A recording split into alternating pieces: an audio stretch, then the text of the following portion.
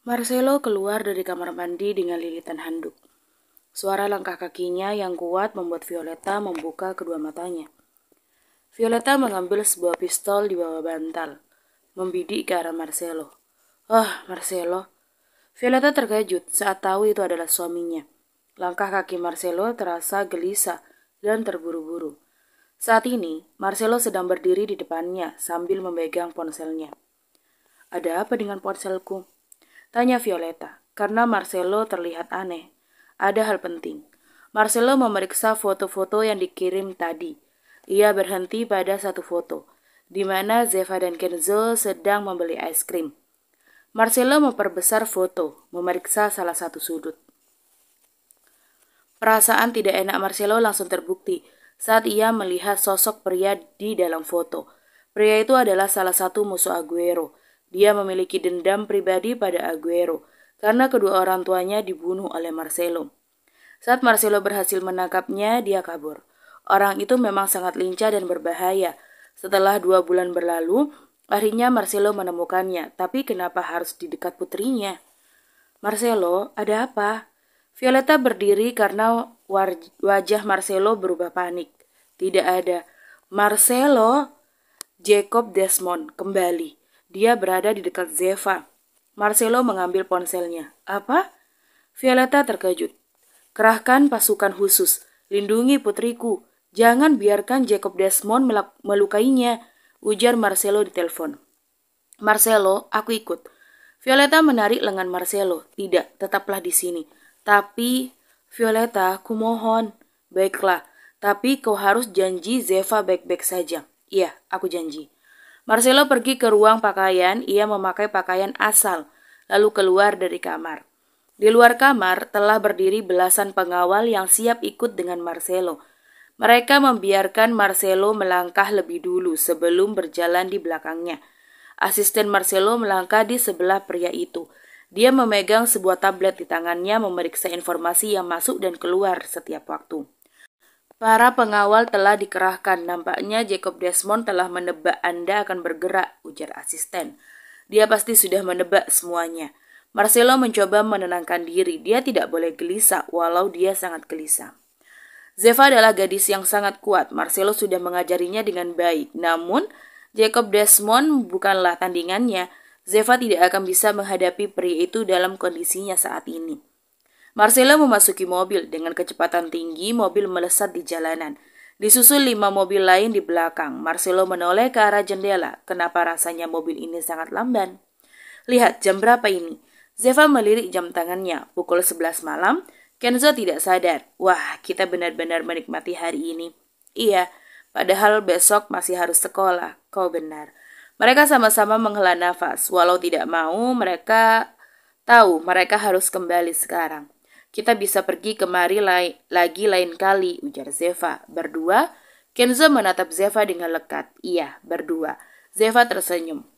Mereka berjalan menuju halte bus yang sangat sepi. Mereka akan mencari taksi di sana. Ada apa?" Zeva menatap Kenzo yang berekspresi aneh. Tidak ada apa-apa." "Katakan." Zeva mencengkram lengan Kenzo dengan kuat. Aku kebelet," cicit Kenzo. "Ya ampun, kukira apa."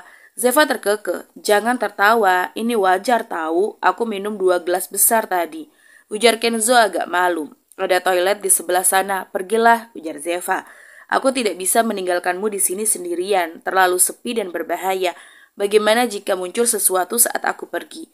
"Kau tidak perlu mengkhawatirkan apapun, aku ini sangat kuat." Zeva menunjukkan otot lengannya. "Kau hanya bersikap sok keren agar aku pergi ke toilet kan?" tanya Kenzo. "Ih, pergi sana sebelum aku melempar sepatu ini ke wajahmu." Zeva bersiap melepas sepatunya. Baiklah, jangan kemana-mana, oke? Tetaplah di sana, aku akan cepat kembali." Kenzo berlari cepat ke arah toilet. Kadang dia sangat menyebalkan. Zeva melipat kedua tangannya. Udara mulai terasa dingin. Bahkan pakaian lengan panjang tidak cukup menahan udara dingin yang menusuk kulit. "Kenapa malam ini dingin sekali sih? Hawanya juga lebih aneh, seperti hawa kematian." Zeva merinding. Sudah lama sekali sejak dia merasakan sesuatu seperti ini.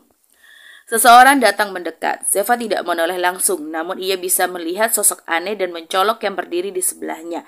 Pria itu memakai jaket hitam tebal dan celana jeans, masker berwarna hitam, dan sebuah kacamata hitam yang menutupi wajahnya. Zeva bisa merasakan udara dingin semakin menusuk tubuhnya. Bukan udara yang asli, melainkan aura luar biasa yang membuat Zeva tertekan. Siapa dia? Zeva tidak ingin menatapnya. Tanpa dilihat pun, Zeva tahu orang ini berbahaya. Hawa keberadaannya sangat kuat dan berbahaya. Kapan terakhir kali Zeva merasakan ini? 1 tahun yang lalu, saat seorang mafia dari Rusia berhasil menculiknya. Keberadaan mafia itu saja sudah membuat bulu kuduk Zeva merinding. Saat itu, Zeva berada dalam situasi hidup dan mati. Kalau aku bergerak, dia pasti akan bergerak juga. Sial, bisa-bisanya aku tidak membawa satupun senjata. Zeva jadi ceroboh. Biasanya dia selalu membawa 1 pisau di tasnya. Zefania Marietta Aguero. Zeva tersentak saat pria itu memanggil namanya. Seperti yang dirumorkan, kau sangat cantik. Jacob Desmond memainkan sebuah koin di tangannya. Tanpa kau katakan pun, aku tahu, aku cantik, jawab Zeva. Zeva tahu dia tidak akan menang dalam pertarungan fisik, tapi dia tidak bisa membiarkan dirinya terlihat lemah dan takut di depan lawan. Itu malah membuat lawan semakin mudah menekannya. Kau memiliki keberanian yang baik untuk seekor tikus kecil. Terima kasih pujiannya, siapapun kau, ujar Zeva. Oh, aku belum memperkenalkan diri. Tidak memperkenalkan diri juga tidak apa kok, aku tidak begitu kepo. Sungguh gadis yang pemberani, kau memang aslinya pemberani. Atau karena kau tahu ayahmu sudah mengerahkan beberapa orang untuk melindungimu. Jacob merangkul bahu Zeva. Sentuhan tangan yang terasa begitu dingin membuat Zeva merasakan aliran listrik mengalir sekejap. Zeva bisa melihat beberapa orang yang ditugaskan Marcelo untuk menjaganya sedang berdiri di seberang jalan. Mereka akan langsung bergerak saat Jacob melakukan sesuatu. Bukan hanya di depan, Zeva bisa merasakan beberapa orang berdiri di belakang mereka. Bahkan ada beberapa orang di bagian rooftop apartemen. Mereka membawa senapan yang sudah membidik Jacob. Hanya tinggal menunggu waktu sampai pelatuk ditarik. Marcelo Aguero sangat menyayangi putrinya sampai menempatkan penjagaan sebanyak ini. Tapi dia pasti tahu kalau semua orang ini tidak akan cukup untuk menghentikanku, ujar Jacob. Aku yakin dia sedang bergerak sendiri kemari. Akan menyenangkan kalau aku bisa menyelesaikan semuanya sekarang. Tapi aku akan memberimu sedikit waktu untuk bersembunyi. Kalau kau tidak mau mati, bersembunyilah dengan benar. Kucing bisa menemukan tikus di tempat terkecil sekalipun. Jacob sangat dekat karena pria itu berbisik tepat di telinga Zeva. Zeva merinding. Ia sampai memegang telita selempangnya dengan tubuh sedikit gemetar. Kalau orang lain, mereka mungkin sudah pingsan atau mati di tempat. Tekanan pria ini sangatlah kuat. Apa yang kau lakukan? Zeva dan Jacob menoleh ke arah Kenzo yang baru datang. Kenzo berjalan terburu-buru dengan aura kemarahan menyelimuti tubuhnya. Lepaskan dia. Kenzo menarik tangan Jacob dari bahu Zeva. Jacob tersenyum miring. Dia menemukan hal menarik di sini. Kenzo. Zeva menarik tangan Kenzo yang memegangi lengan Jacob. Kenapa kau menyentuh gadisku? Kenzo menatap Jacob dengan tajam. Gadisku? Zeva terkejut, wajahnya langsung memerah.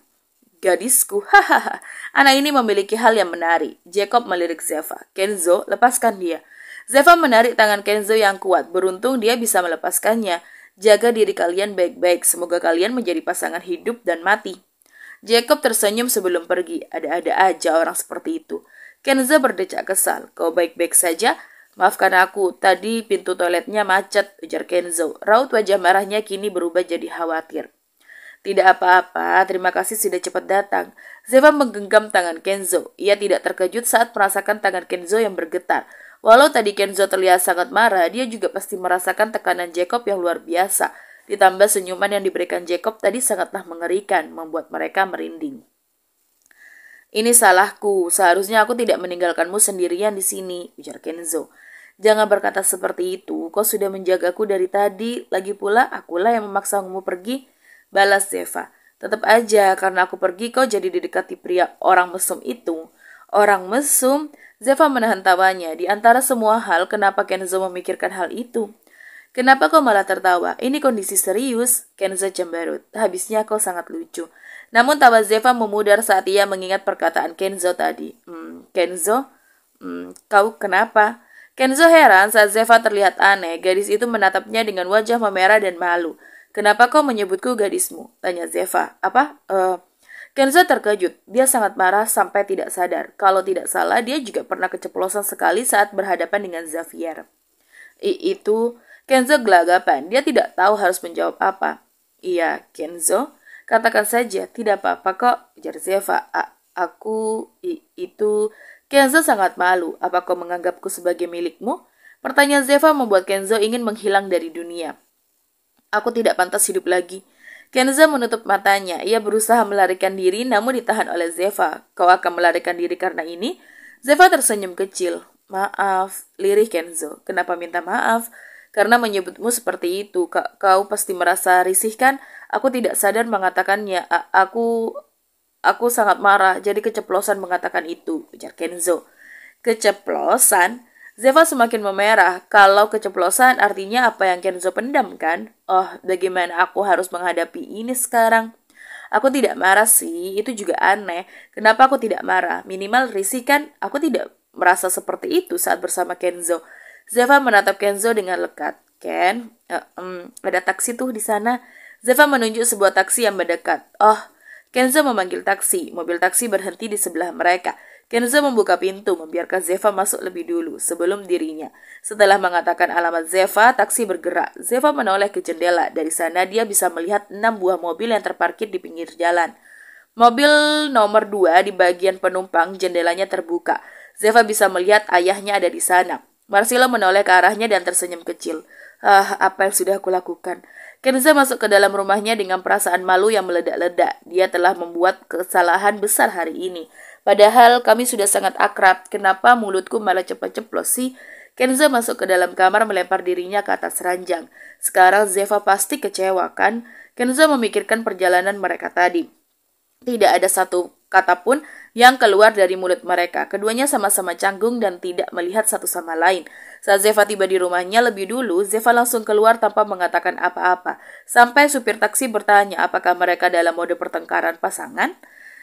Jika aku jadi Zeva, aku akan merasa risih. Aku sok keren sekali. Kenzo menepuk-nepuk pipinya. Mungkin ini akhir pertemananku dengan Zeva.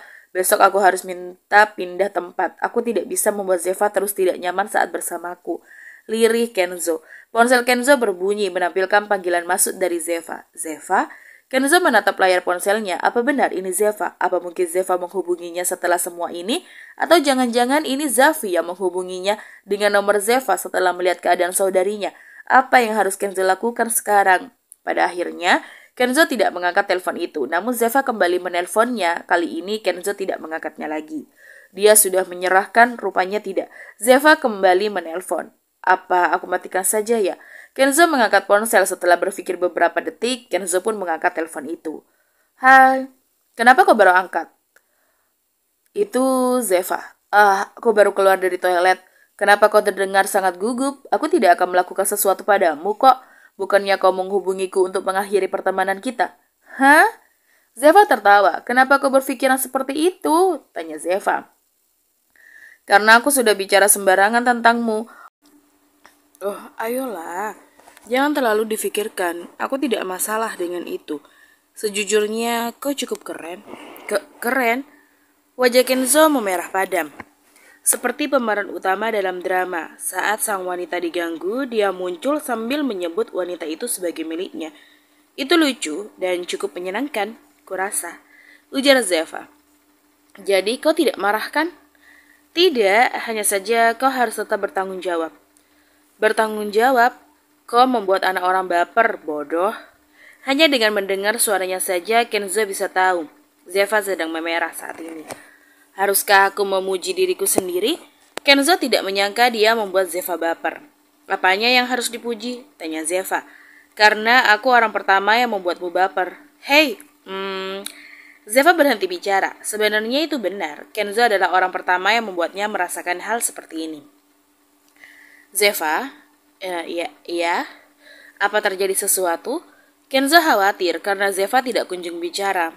Ya, hanya memikirkan hal kecil. Baiklah. Lalu bagaimana caraku bertanggung jawab? Tanya Kenzo. Berikutnya saat kita pergi di jalanan tadi, kau harus mentraktirku semua yang aku inginkan. Aku akan membuatmu bangkrut dan pamanmu akan memarahimu. Ujar Zeva dengan nada jahat. Hanya itu? Kenzo tertawa. Kenapa tertawa? Jadi kau ini banyak uang ya? Baiklah, aku akan berusaha menghabiskan uangmu sebanyak mungkin. Balas Zeva. Aku akan menantikan hari itu. Lirih Kenzo. Sampai di sini dulu ya, aku mau tidur sekarang, sudah ngantuk. Selamat malam. Malam. Kenzo menatap layar ponselnya dengan senyuman kecil. Kalau Zeva baper, lalu aku apa? Super baper. Kenzo seperti orang gila. Aku harap hari esok cepat datang. Zeva meletakkan ponsel. Tidak seperti yang dia katakan kepada Kenzo, dia tidak mengantuk. Zeva hanya ingin menghentikan pembicaraan karena mobil yang dikendarai ayahnya telah tiba di depan rumah. Malam, Papa. Zeva memeluk Marcelo dengan erat. Apa bajingan itu melukaimu? Marcelo menyentuh kedua pipi Zeva dengan tangannya. Tidak kok, dia hanya banyak bacot, jawab Zeva. Zeva, dia orang yang sangat berbahaya. Aku tahu. Kau tidak takut? Tidak. Benarkah? Marcelo tersenyum kecil. Kenapa papa suka sekali menggodaku? Zeva cemberut. Karena putriku sangat imut. Apa semua laki-laki suka menggombal? Semua laki-laki? Marcelo mengerutkan dahi. Maksudku, apa Kenzo Marino juga suka menggombalimu? Iya, dia memang suka menggombal. Zeva mengusap leher, ia sedikit malu. Rupanya putriku normal ya. Pa. Zeva menghentakkan kedua kakinya karena kesal. Aku bercanda. Marcelo membelai lembut rambut Zeva. Apa papa menyelidiki latar belakang Kenzo? Tanya Zeva. Tidak. Kenapa? Aku ingin kau menghadapi semua yang akan terjadi ke depannya, ujar Marcelo. Oh, baiklah. Zeva tidak merasakan apa-apa. Dia yakin Kenzo bukan orang yang buruk. Zeva, apa kau menyukai anak itu? Tanya Marcelo. Apa? Suka? Mana mungkin? Suara Zeva bergetar dan wajahnya memerah.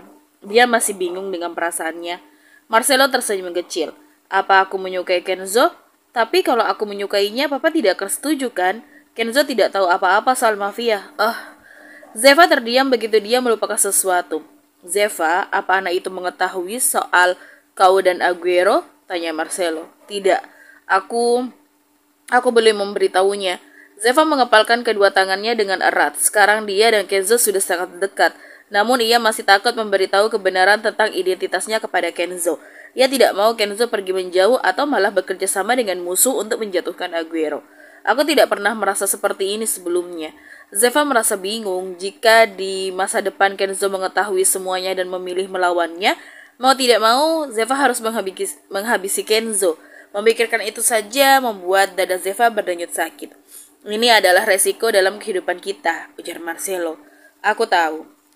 Tuturnya, Zeva sangat tahu dunia mereka sangatlah berat. Namun Zeva tidak pernah merasakan sakit karena sejak dulu dia selalu menganggap semua ini hal yang menyenangkan.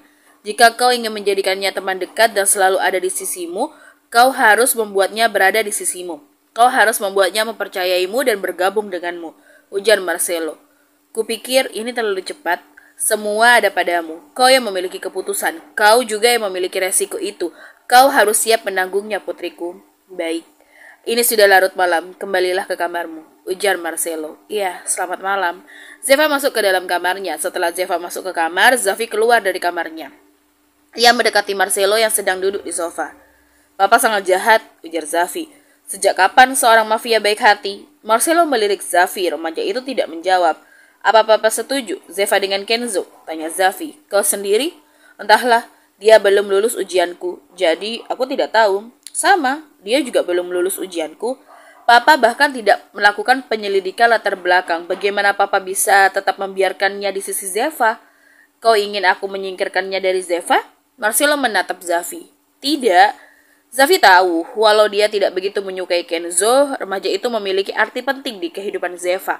Zafi tidak pernah melihat saudarinya bertingkah seperti itu sebelumnya.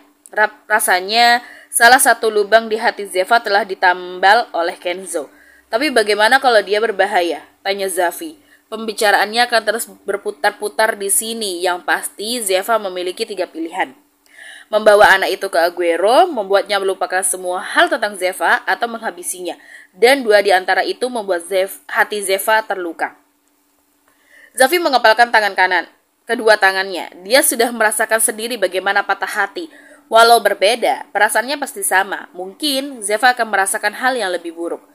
Papa tahu, kadang aku berpikir untuk melarikan diri. Aku ingin hidup normal, memiliki keluarga yang normal, dan hidup dengan damai. Aku selalu iri pada Gio dan keluarganya, ujar Zafi.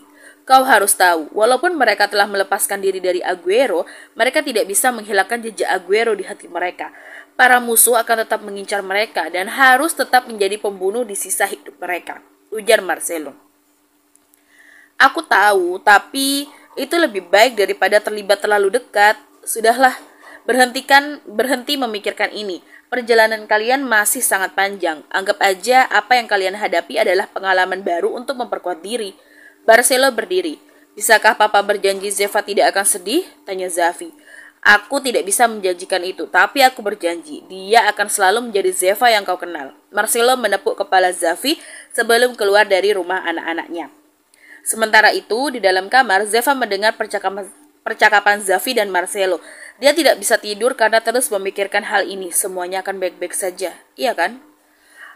Ada apa dengan wajah kalian? Lian mengerutkan dahi saat melihat wajah Zafi dan Zefa. Mereka berdua terlihat lesu dan kurang bertenaga. Seperti ponsel dengan daya baterai di bawah 10%. Hanya tidak bisa tidur. Zefa mengambil roti panggang yang sudah siap, mengolesinya dengan selai coklat. Apa terjadi sesuatu yang menyenangkan? Iya kan? Kalian pasti melakukan hal menyenangkan tanpa aku. Maxim kesal. Di kepalamu selalu ada permainan ya? Zafi menyentil dahi Maxim. Apa kalian tetap akan sekolah dengan kondisi seperti ini? Bagaimana kalau kalian absen saja? Tanya Lian. Alasannya apa? Tanya Zafi. Sakit? Masa sakit berdua? Tanya Zefa. Kalian kan kembar. Naluri kalian saling terhubung satu sama lain kan? Lian tersenyum. Tetap saja, kami tidak bisa membuat alasan seperti ini, ujar Zafi. Mereka mulai adu mulut. Zefa menatap Gio yang berdiri di sebelahnya. Remaja itu mengambil roti yang sudah dipanggang oleh Zefa dan memakannya. Zefa tidak punya tenaga untuk marah, jadi dia membiarkannya. Bagaimana kencanmu? Tanya Gio. Itu bukan apa? Zefa menatap Gio. Dia sangat terkejut. Tiba-tiba saja Gio yang tidak tertarik kepada apapun bertanya soal perjalanannya dengan Kenzo kemarin. Kau jadi seperti ini karena memikirkan Kenzo kan? Tanya Gio. Suaranya sangat kecil. Dia sengaja bicara dengan nada kecil agar 3 orang lain yang sedang berbicara satu sama lain dengan suara raksasa tidak bisa mendengarkannya. Dari mana kau tahu? Tanya Zefa. Pasti berat. Aku memang tidak mengalaminya, tapi aku mengerti. Terima kasih. Tidak masalah. Kupikir kau tidak mengerti. Kalau aku jadi kau, aku akan memberitahu Kenzo. Kau gila. Zefa terkejut, ditambah nada bicara Gio yang terlalu santai dan datar, membuat semuanya terdengar seperti main-main. Kita memang tidak bisa menilai buku dari sampulnya, tapi Kenzo menunjukkan apapun yang dia miliki dengan jelas. Kupikir dia hanya warga negara biasa yang menyukaimu. Mudah bagimu untuk berbicara. Dan apa maksudnya kalimat terakhir itu? Zefa yang tadinya mengantuk dan lesu, kini berubah malu dan sedikit segar. Apa kau mempercayai Kenzo? Tanya Gio. Bukannya terlalu cepat untuk memberinya kepercayaan? Zefa tersenyum geli. Apa kau mempercayai Kenzo? Gio mengulangi pertanyaannya. Kali ini tatapan remaja itu sangat tegas. Iya, Zefa terkejut dengan jawabannya sendiri. Sekarang, kau harus mencari tahu apakah dia mempercayaimu atau tidak. Bagaimana menurutmu? Zefa menatap Gio dengan lekat. Kenapa kau memberikan pertanyaan yang begitu mudah? Gio keluar dari dapur tanpa memberikan jawaban apapun. Apa yang kalian bicarakan? Zafi memasuki dapur. Zafi, apa menurutmu Gio adalah orang jahat? Tanya Zefa. Kalau dilihat dari wajahnya, dia adalah laki-laki sok keren. Dia tidak terlihat jahat sih. Dia aja masih suka bergetar ketakutan kan? Ujar Zafi. Iya sih, jadi dia bukan orang jahat. Bisakah kau berhenti membahas itu? Ini mulai membuatku muak. Zafi kesal. Kau benar, aku juga muak. Baiklah, apapun yang terjadi ke depannya, aku akan menghadapi semuanya dengan baik. Memang begitu yang dikatakan Zefa, sampai dia melihat Kenzo. Hanya dengan menatap wajah remaja itu, semua tekad Zefa untuk menjalani semuanya seperti biasa langsung pudar. Ada apa? Tanya Kenzo. Entahlah, dia memang aneh, tapi sekarang jadi lebih aneh, jawab Maxim. Kami akan pergi ke jalan yang berbeda. Zafi menyeret semua orang untuk meninggalkan Zefa dan Kenzo. Hal itu membuat Kenzo terheran. Kenapa Zafi membiarkan dirinya dan Zefa pergi berduaan? Rasanya ada yang salah di sini. Zefa, ada apa? Apa kau baik-baik saja kan? Kenzo menyentuh pipi Zefa. Tidak apa-apa, ayo berangkat. Zefa melangkah lebih dulu. Pelan-pelan, Kenzo menyusulnya. Zafi sampai pergi agar aku bicara dengan Kenzo. Zeva merasa gugup. Apa aku melakukan kesalahan? Tanya Kenzo. Apa? Zeva berhenti melangkah dan menatap wajah Kenzo. Ekspresi remaja itu terlihat sangat pahit. Sudah kuduga. Perkataanku kemarin sangat semena-mena kan? Mungkin pertemanan kita harus berakhir di sini. Tidak, Zeva berteriak, membuat Kenzo langsung terdiam. Bukan itu. Zeva menghela nafas. Hanya dengan melihat wajah Kenzo, ia merasa sangat bersalah. Kenzo, aku takut, ujar Zeva. Takut? Ada apa? Apakah orang mesum kemarin membuntutimu? Apakah dia melakukan sesuatu? Dia mengirimmu pesan mesum? Kenzo sangat khawatir. Apa ini acting? Zeva menatap Kenzo dengan lekat. Jika itu orang lain, Zeva mungkin akan menganggapnya itu berakting, tapi tidak dengan Kenzo.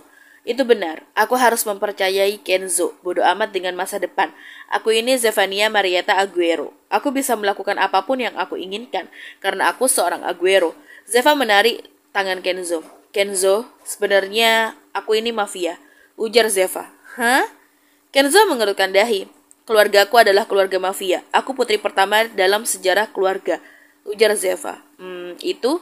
Aku adalah pembunuh. Aku suka menyiksa seseorang, apalagi menguliti mereka. Itu sangat menyenangkan. Zeva, hidupku selalu dalam bahaya. Zeva berhenti bicara saat Kenzo menutup mulutnya. Sudahlah, hentikan itu.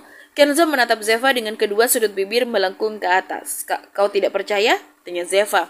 Aku tahu kau sedang bercanda untuk menghiburku. Terima kasih Zeva, aku sudah merasa lebih baik. Wajah Kenzo memerah, senyumannya sangat manis. Tapi aku tidak. Hentikan itu. Kita akan terlambat ke sekolah. Ayo. Kenzo menarik tangan Zeva. Mereka kembali melangkah. Mafia katanya. Kenzo tertawa. Cih. Zeva tidak ingin menjelaskan lagi karena Kenzo tidak akan percaya. Perasaan Zeva sedikit membaik sekarang. Sekarang apa yang harus Zeva lakukan? Kembali meyakinkan Kenzo atau diam aja dan mengatakan kalau itu hanyalah candaan?